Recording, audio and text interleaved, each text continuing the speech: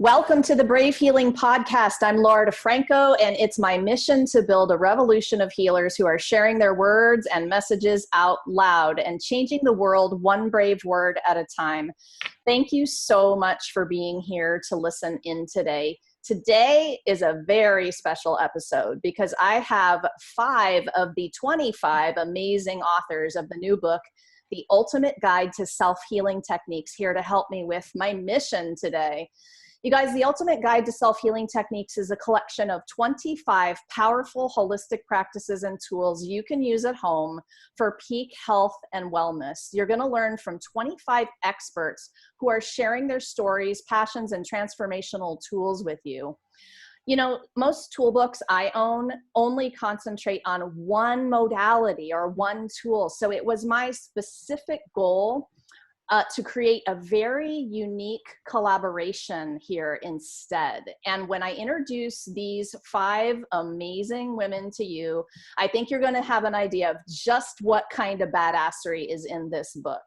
And listeners, if you are listening in celebration of this new book, the episode is available in full video format inside a very special bonus group on Facebook for our Amazon purchasers. So if you're wanting to access all 25 authors, interviews, Q&A, special training, giveaways, oh my God, you guys, it's amazing. Please see the show notes because I've got details with a special link there where you can claim your bonuses after you purchase the book.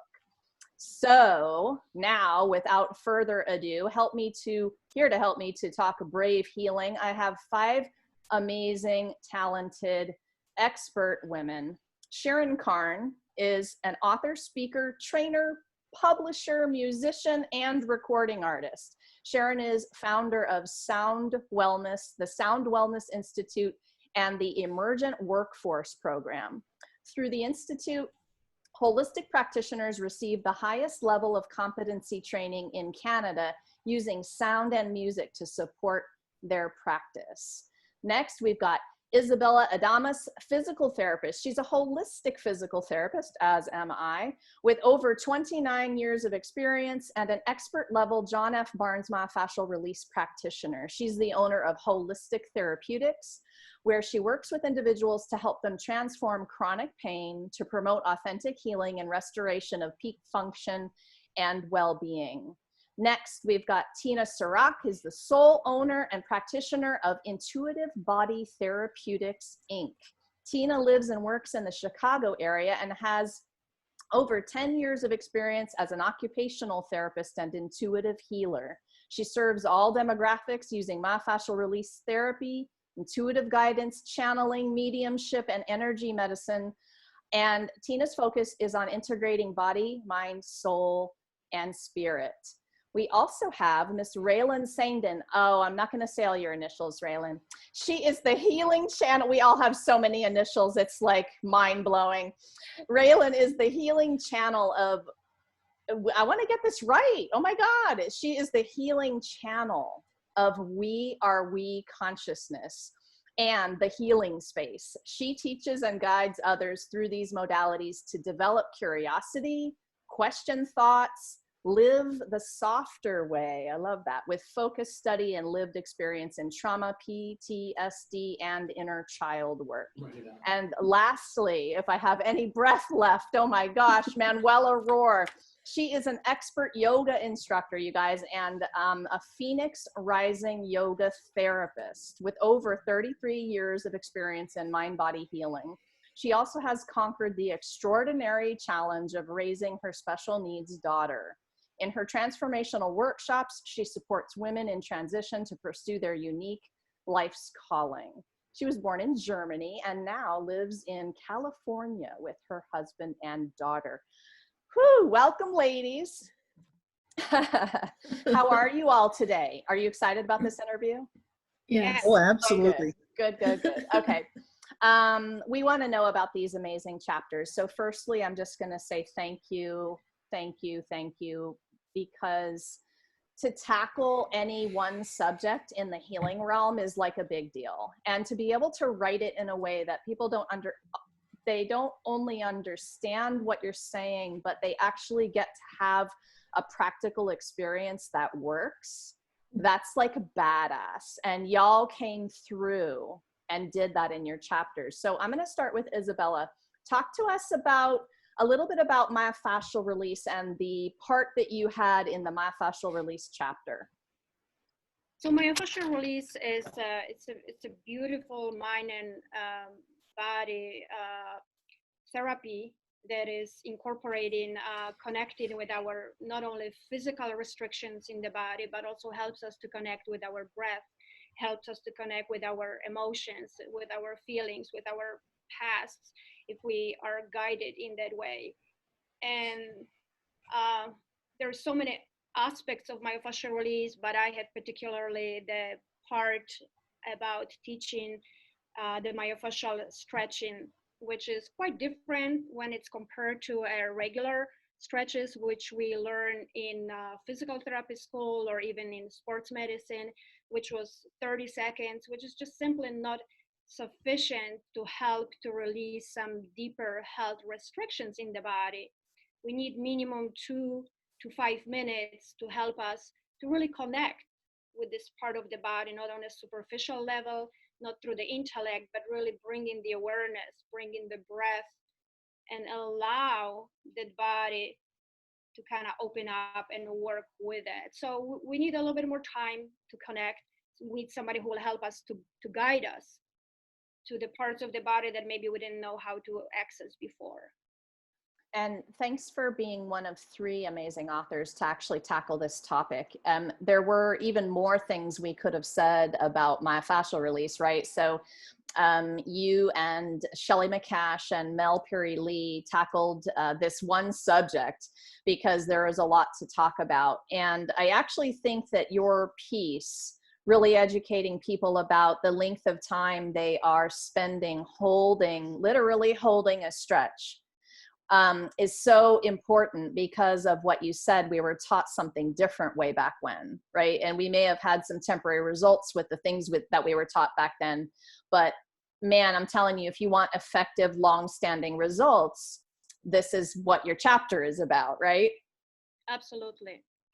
Yeah. So tell me more about how you guide people when you're coaching them in this. What comes up when you're trying to teach somebody, especially who's been taught a different way? So the way I do it in a clinic, I try to create the atmosphere and the feeling and environment that is quiet and help people first to kind of quiet the prefrontal cortex, right? The thinking mind, the chatter mind.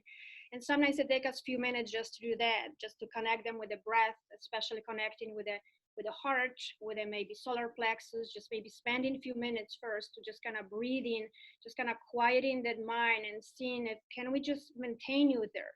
Can you just bring your awareness, your breath? And then we may I may put the hands on the part of the body that it's painful, or the part of the body that I sense or feel where the restriction is, which could be quite the opposite, where the pain actually is. And then in a nice and quiet way, we kind of bring in that part of the awareness of the person to that side, just allowing them to breathe, connect, detach from any outcome, detach also from this intentionality of what it's supposed to be. Can we just be present? So a lot of these concepts many times are new to people, right? Because when we have pain, we have such a tendency to like fix it and let's stretch it, let's get rid of this, right? Which is our medical path. With myofascial release, we come in with a curiosity and with openness, because we go in like an adventure. So many times I say like, well, just make your mind kind of quiet and let's just go on an adventure. Like you are curious, like you're going to an internal movie and you don't know what's going to be. And let's just be present and kind of guiding them into the senses of the body, which is different than thinking of that. And sometimes it could be like the difficult part initially, like people would say like, what do you want me to think of that area? So, right. So just kind of helping people to differentiate between the feeling sense and kind of letting go of the mind and just going deeper. So many times it takes like even a session or two, just even to switch right? To teach people like, okay, we have another part of the body, of the brain that can perceive yourself and help to heal. Like we are tapping into some healing potential that is inside all of us, but many times we don't even know it, right? That it actually exists. So I love that part, just to kind of ignite that hey, it's inside of you. I probably don't do it on the first session, especially if somebody just comes from more left brain perception, but knowing that we can tap into those healing potentials is amazing.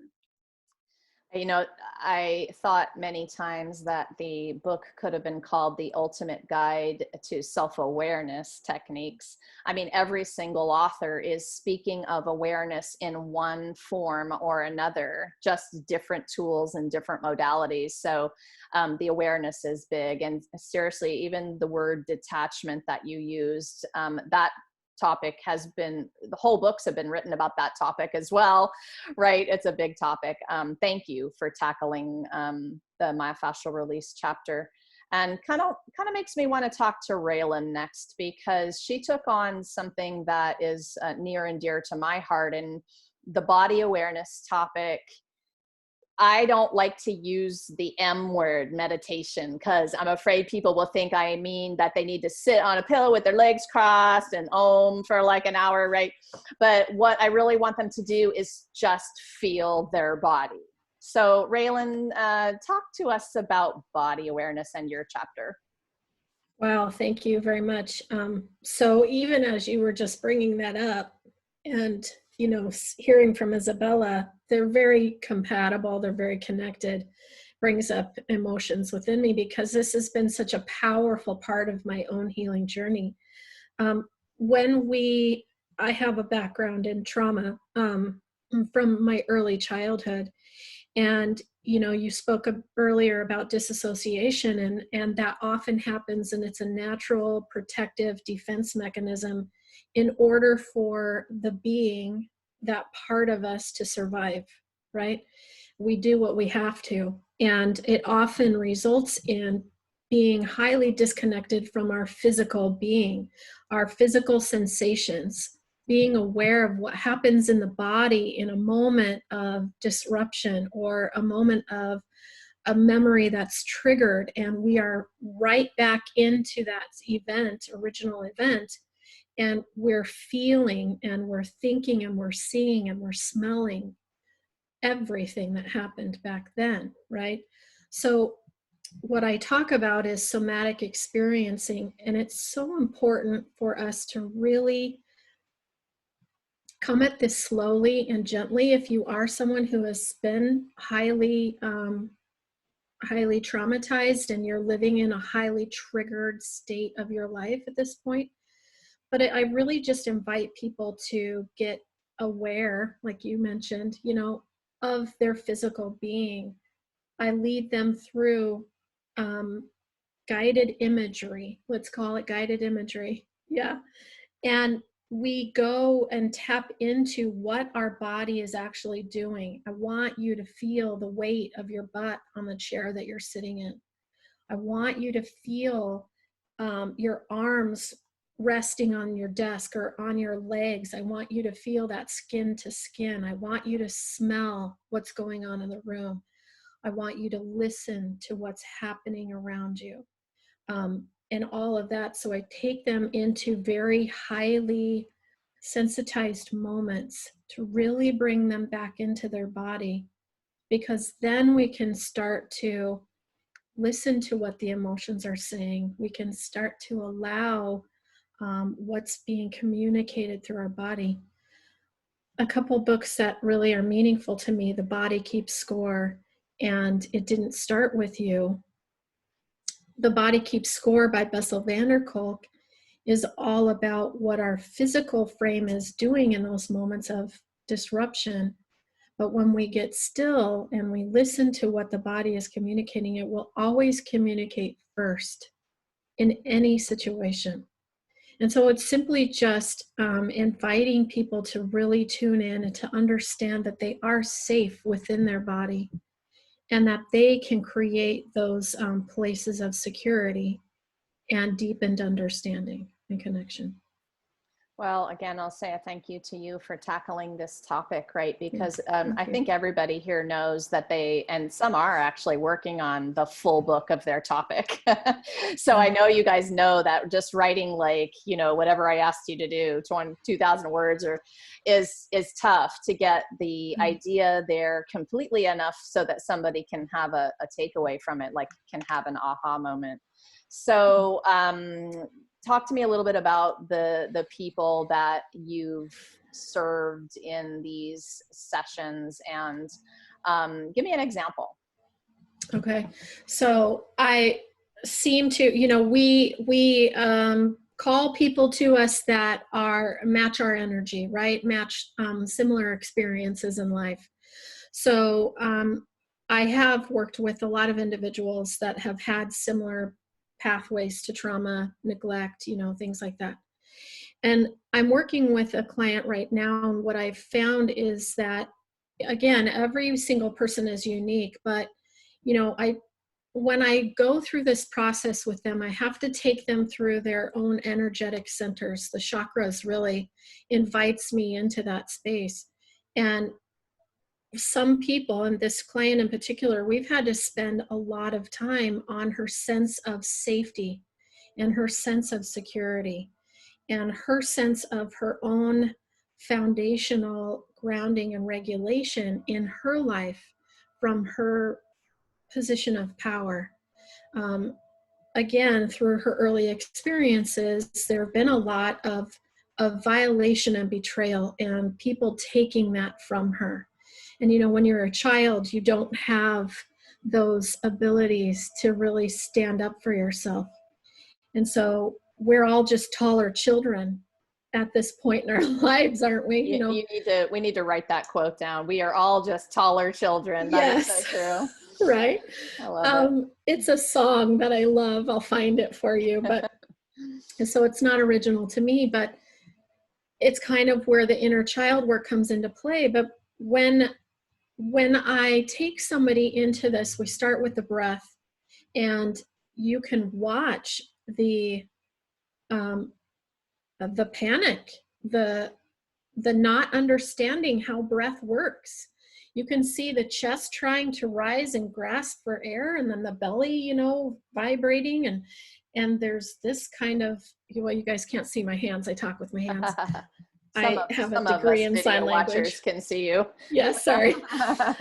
So, but we see the belly doing its thing and the chest doing its thing, and the body, it starts to go into hyperventilation or panic mode, right? And so I always invite people to put their hands on their belly.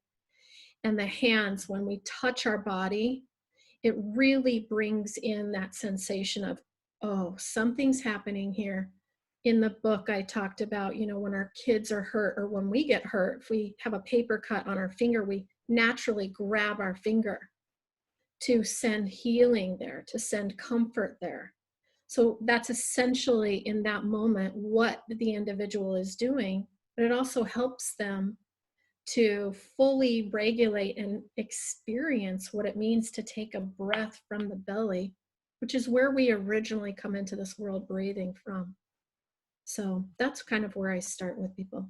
I think that's probably another thing that I read in almost every single one of the chapters was about using breathing. So I hope people are paying attention to the fact that that's in almost every single chapter, right? It's like a big deal. Thank you for that, and for again for taking that chapter on. I appreciate you taking on such a big, meaty topic. Thank you. So Tina, let's talk about intuition next, because that topic ties into everything also. And it might even be one of those other topics that's in almost every single chapter. So tell us about your chapter, which is Intuition 101. I love the story you tell about being in the car and the deer. So talk to us about that a little bit. Sure. Yeah, that story was a little bit after I was starting to awaken a little bit, in the sense of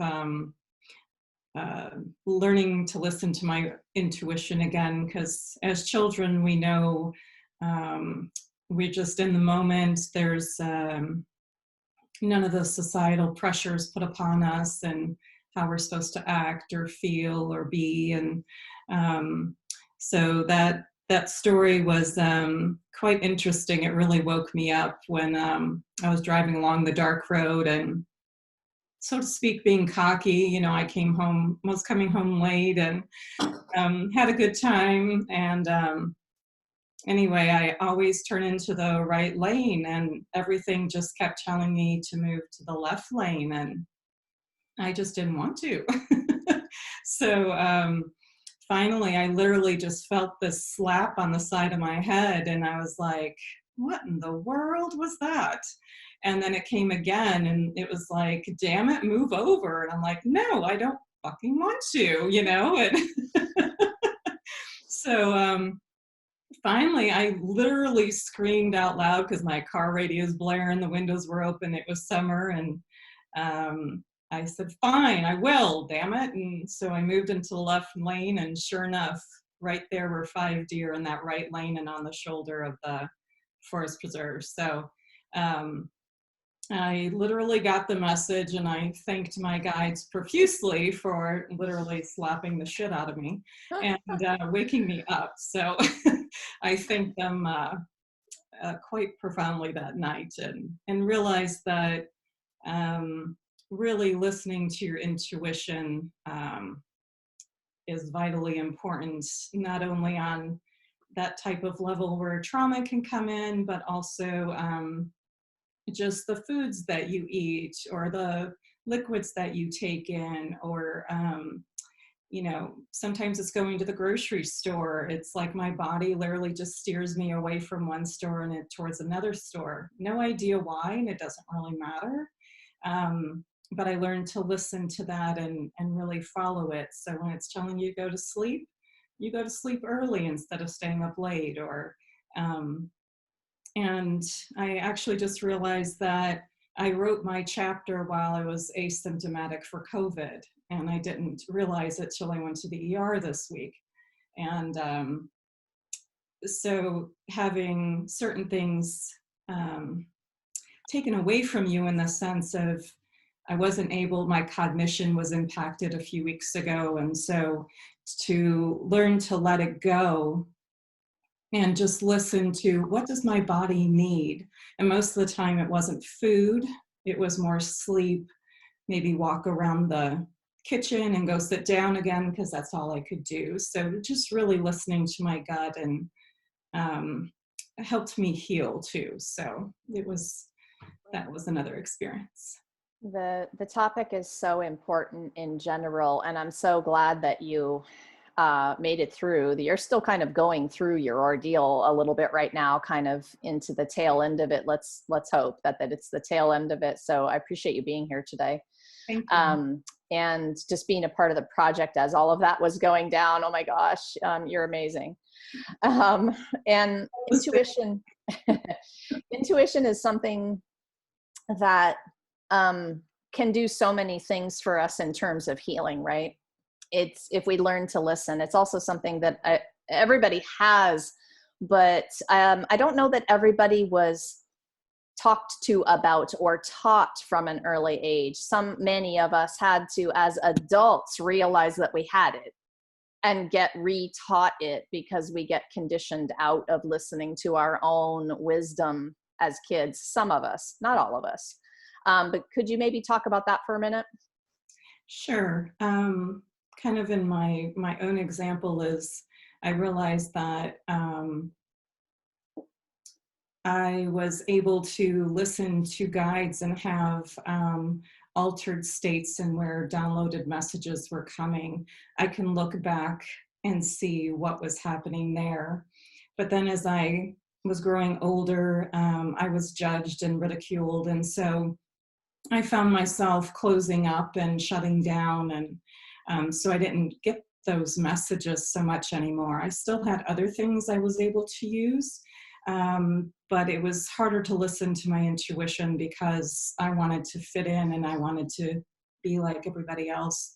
And it was really when cancer came in to my life, and I realized that it was a time to tune back in, and what was it that I needed to hear, and really go into that soul and spirit level and really feel into things. And listening to, I basically taught myself how to hear my intuition again and get out of that. So, yeah. Thank you. And thanks again for tackling, these are all such big topics, you guys, seriously. And I love having them all in one book. You guys heard in the beginning of the show when I said, you know, it was my specific intention to give people several different options to basically say, if there's a teacher out there telling you that there's only one way, you need to think about that a little bit, because there's so many people in the world and so many different ways. And even if we picked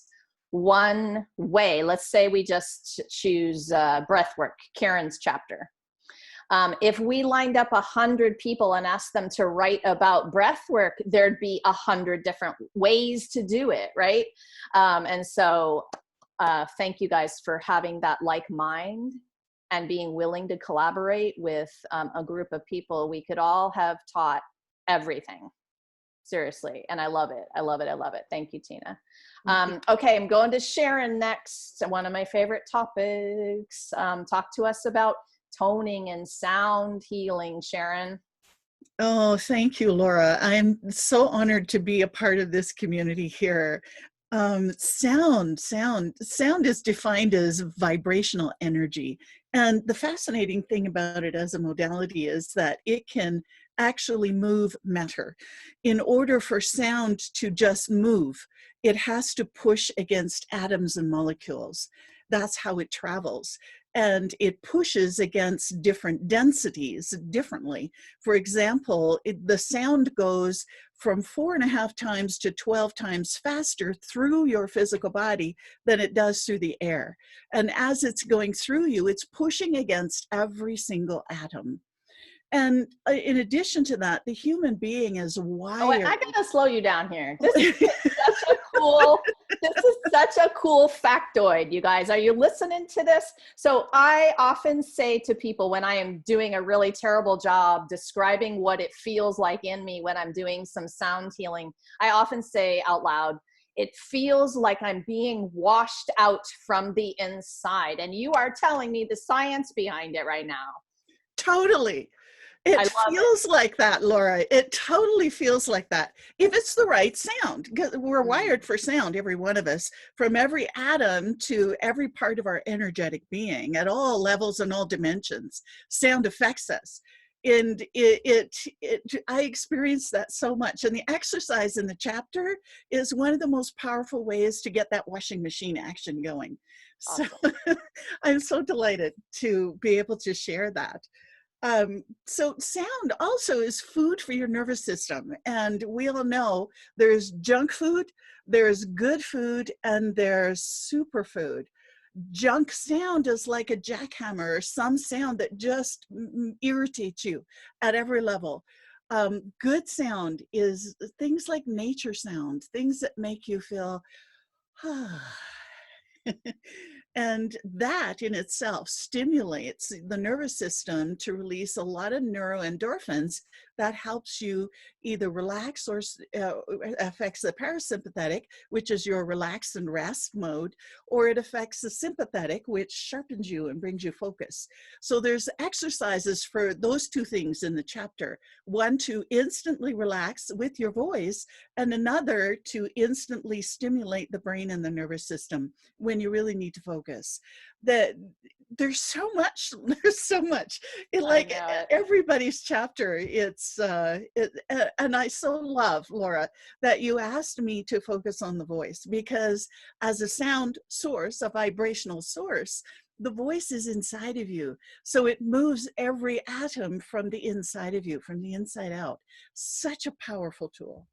I wanted to just mention something about that, because we have Ian who's doing a sound healing chapter as well, but it's a very different chapter. Of course, it's what I said a minute ago.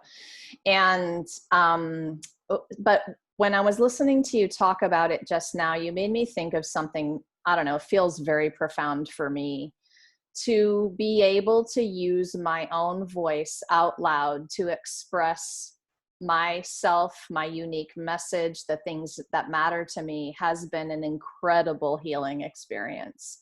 Hearing myself say things that matter to me has been an experience for me. Just even listening to a recording, listening to myself. I mean, you know, who does this, right? And a lot of people say, oh my God, please don't make me listen to myself.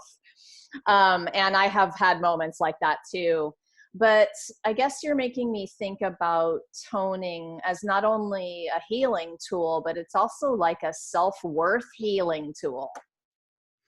Can you talk about that? Yeah. Yes, I love to, and this is where the voice is so powerful, Laura. I love to think of sound as the station on your radio, where you tune into 102.3 FM. That is the carrier wave of the radio that carries the news, it carries the commercials, it carries all of the music. Well, sound, it works exactly the same way. It's a carrier wave. And how it's so effective is that it carries your emotions, it carries your intentions, it carries your thoughts. And because it moves matter, and because you're using your voice, you're moving every atom with the energy of your thoughts, your intentions, and your feelings. So because every sound we make with our voice does that, I love to help people become aware that our voice isn't always positive, and every single sound we make with our voice moves every atom of our being. So I encourage all of the listeners to become aware of the sound of your voice because it's a carrier wave. And so listeners, if you have the book and you're skipping over this toning chapter because you're a little scared of it, or you're like, oh, I don't want to do that, or whatever, I'm telling you, it's the exact chapter you need to read and practice, right? We had a long discussion about what we have resistance to yesterday with some couple of healer colleagues, and just helping people to kind of point them to where they're having a little bit of resistance because there's such a big opportunity for healing. Thank you for describing and explaining this in such a fun and exciting way.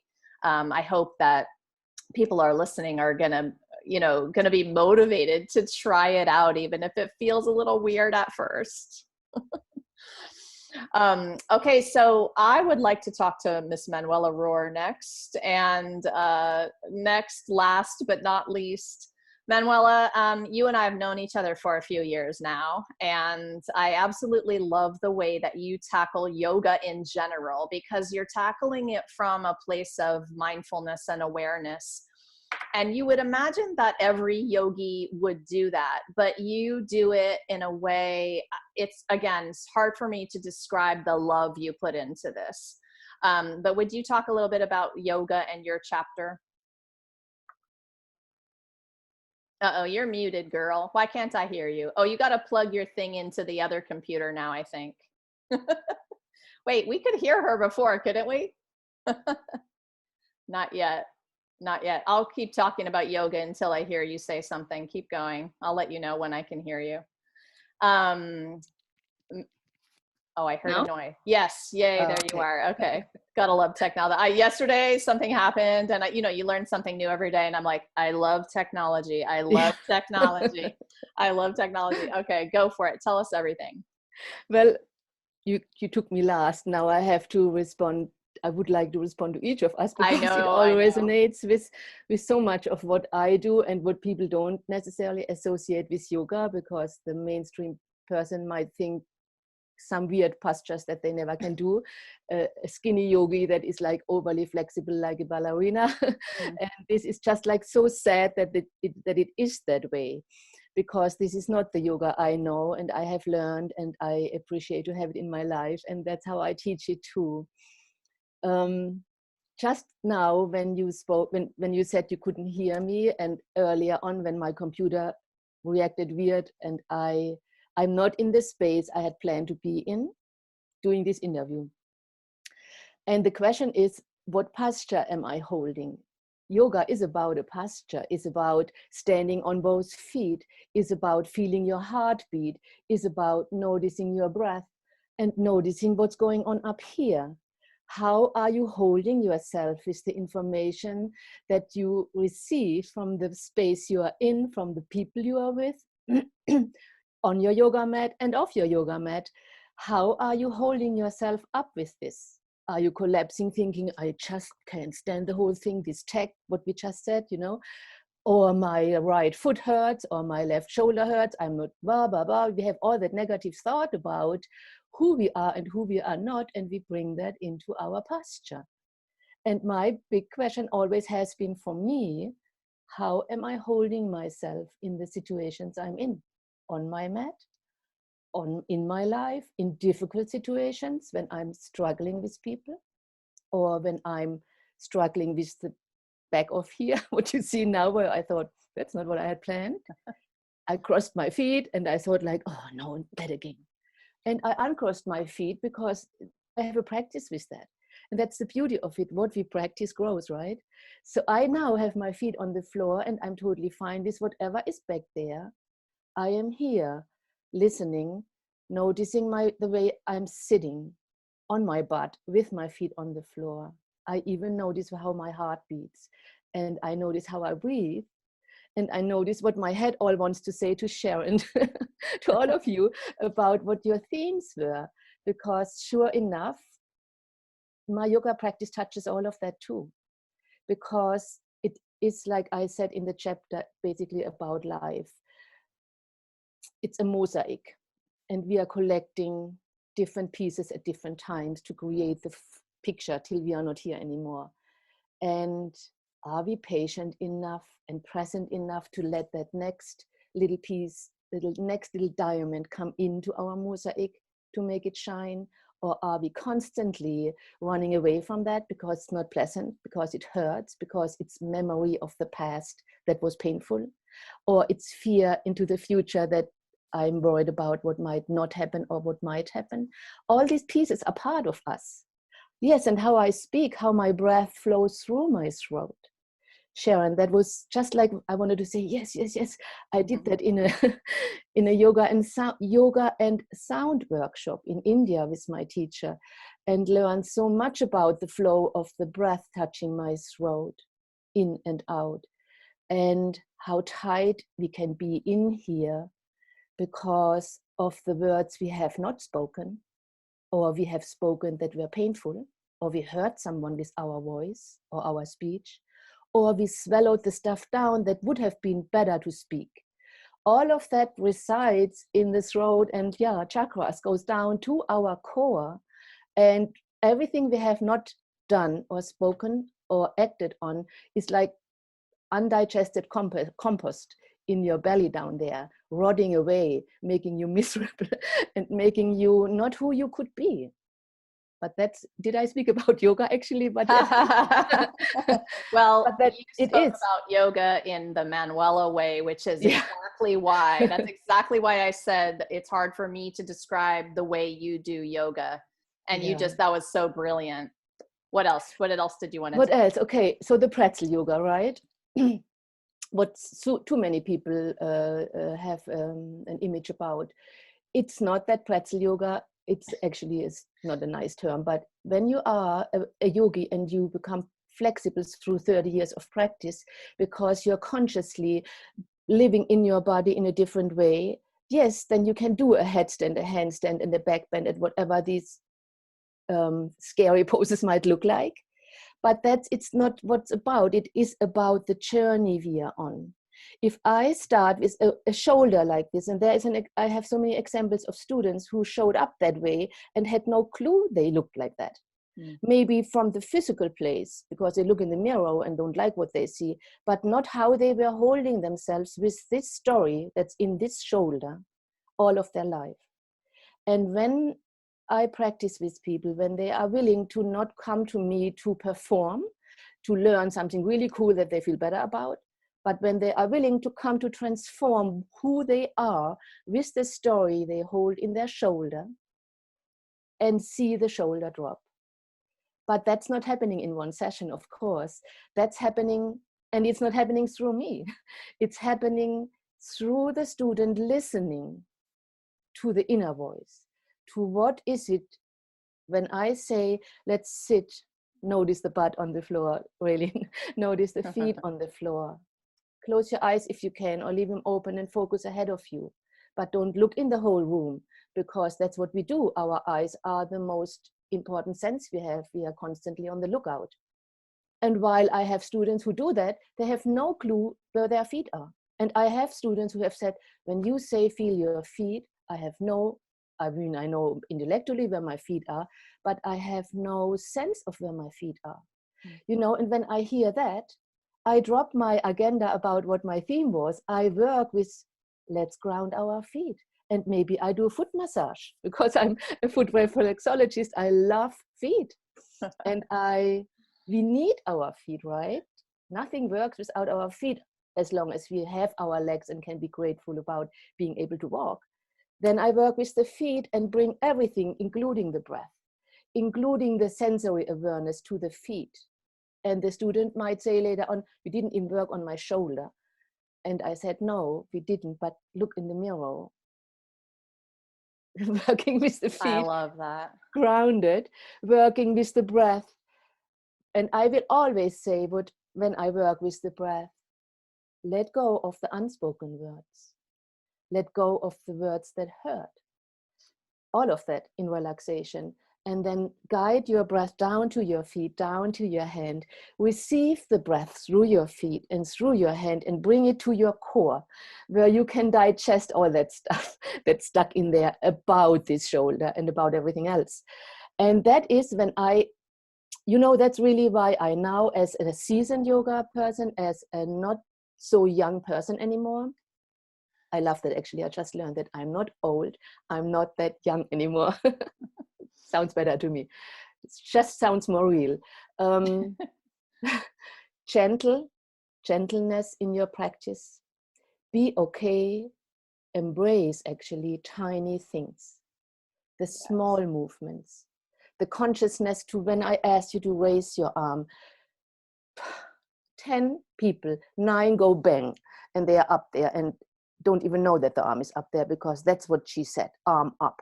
And then up there, when I say, okay, find your edge. That's what I work with. On a scale of 10, 10 is, oh my God, I hate this. Why is she doing that? I knew she's doing that, but I really didn't want that. But now she's holding me up here. That's the mind. The body says, you are hurting. Your shoulder hurts. Why are you not going here or here? Find your edge on a scale of 10 at 5 and 6, and learn to honor that. It's not the 10 and it's not the 1 or the 0. It's at the edge, when it's just right for me, that I grow. Like enough salt and pepper in your stew, tastes great. That's the thing I'm going to ask you to teach in your live stream, is about the edge. Because it was the most profound moment I had when I took your yoga class in Sedona, when we were all together, is understanding my own edge, and being such a competitive person, and doesn't matter what physical activity I do, I'm always trying to be the best and do, and win, whatever that means anymore. Right. But that's what I would love for you to do some training on when you come in. So having said that, and I'm totally cutting you off, Manuela, because I have a speed dating round of questions to ask everybody. And I want to get at least one in today. Okay. And let me just say too, if you guys are listening to any of the beautiful ladies' words, and you're like, oh my gosh, I want to find out more, you're going to have the websites for you in the notes, wherever you're watching. Okay. You're going to have a way to access people. If you guys are watching this video in our bonus group, you're here because you purchased the book and you got that beautiful bonus. And so if you're wondering what that means, you need to, again, check out the notes, and you'll have a link there to access. This is going to be an incredible group. It's going to be temporary though. So you have 3 months to access these experts in all of these different topics. And I highly encourage you to come and join us in that special Facebook group for some extra training and getting to know them, and just, oh my goodness, there's so much here. Okay, so Isabella, what's your, and you get 2 sentences to finish this question, you guys. Haha, right? Do your best. Isabella, tell me what you love to do so much you lose track of time. You know this is my favorite question. So I'm a dancer. I started dancing, social dancing in 2004. That's also my favorite activity. I cannot do it right now. Mostly, I love salsa. I love ballroom dancing, but mostly West Coast swing. Love it. I love that. Okay, I'm going back to you, Manuela. Besides yoga, what do you love to do so much you lose track of time? Nia dancing, tree climbing, cooking. Love it. Wait, what was the second one? Tree climbing. Tree climbing and cooking. Oh, beautiful. How about you, Tina? What do you love to do so much you lose track of time? My favorite is just to be by the water, walk by the beach, collect seashells or whatever is drawn to me, and kind of listen to the messages within the ocean. So I love it. I can feel that one. How about you, Sharon? Oh, for me, I would ditto Tina. And also I love playing a favorite piece on my guitar or learning something new on the instrument. It's just that time just doesn't exist.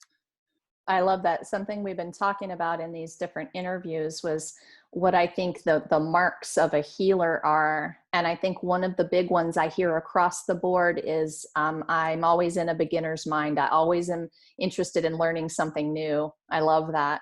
How about you, Raylan? I draw mandalas. Mm. And so I get lost in that. And then also, same with Sharon and Tina and Manuela, being out in nature. I love trees too. So I have a favorite tree in a park close by my home, and I just go and I sit in her branches, and it's amazing. Out in nature is one of those connections for me too. My poetry seems to come from nature when I give myself that gift. Okay, I got one more. You gotta go fast on this one. You're not gonna like it. I'm gonna stick with you, Raylan. Why holistic? Give me the shortest answer you can come up with. So in terms of like healing, why holistic healing? Okay. So I think of holistic as a triangle. We are a triune being. We are mind, body, and spirit. And if we ignore any one of those points on the triangle, we are lopsided and we aren't fully supported and fully grounded in our life experience. You're welcome. Nice. I love it. It's a hard question to answer shortly. How about you, Sharon? What would you add? For me, it's a circle or a sphere. It's the whole person, everything about that person. Awesome. Manuela, why holistic? Because I love the earth, I love the sky and the space in between. Oh, I like that answer too. Okay, I'm totally going to shake the last 2 authors up and do a different question. Isabella, what is the most favorite thing about being a healer for you?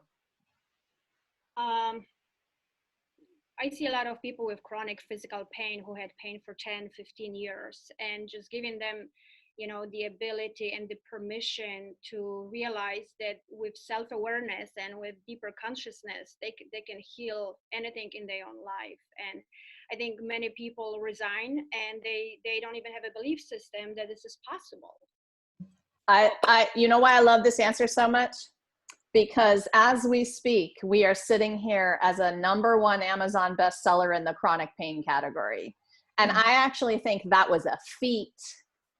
Oh my gosh, I could go on and on, but I won't. Thank you for bringing that up. This book is going to give hope to people who have been in pain for a really long time. And I think if we even just had that one goal, it would be a miracle, right? So thank you. Tina, what's your favorite thing about being a healer? Really looking at the person and seeing what their potential is inside, because I can sense it. And so walking them along that path,